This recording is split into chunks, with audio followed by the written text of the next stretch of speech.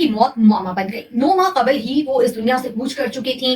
Calling record से पता चल गया है ये भांडा फूट किया है उनके घर की चीजों को देखकर। और फ्रांसिक रिपोर्ट के मुताबिक हुमैरा असगर की मौत जो है आज से कबल 9 महीने पहले ही वाकया हो चुकी थी। आपको बताते चलूं कि हुमैरा असगर की मौत 9 माह कबल ही वाकया हो चुकी थी। और जब ये बात मालूम हुई कि हुमैरा असगर अब इस दुनिया में नहीं रही हैं, तो उनकी रिपोर्ट जो है, उनकी डेड बॉडी जो है, उसके लिए उनकी फ्रांसिक रिपोर्ट और डिजिटल शवाहिद की बुनियाद पर अब ये बात सामने आ चुकी है कि हुमैरा असगर 2024 में ही वफात पा चुकी थी। वो अक्टूबर 2024 के बाद से किसी को नजर भी नहीं आई हैं। डीआईजी जनूबी सैयद असद रजा के मुताबिक हुमैरा असगर की मौत उस वक्त जो है वो सामने आई जब उनके घर दरवाजा खटकाया गया। फ्लैट में वो रहती थी और मालिक मकान का किराया उन्होंने अक्टूबर में जब है उनकी वफात हो चुकी थी और मई के आखिर में ही उन्होंने जो अपने फ्लैट का किराया है वो अदा किया था। उसके बाद उन्होंने किराया नहीं दिया था। मालिक मकान की जानिब से जब केस किया गया और पुलिस आई फ्लैट पर तो दरवाजा ना खुला। दरवाजा तोड़ने पर ये बात सामने आई कि अदाकारा इस दुनिया में नहीं रही। इससे कबल जो है उनके वालिद ने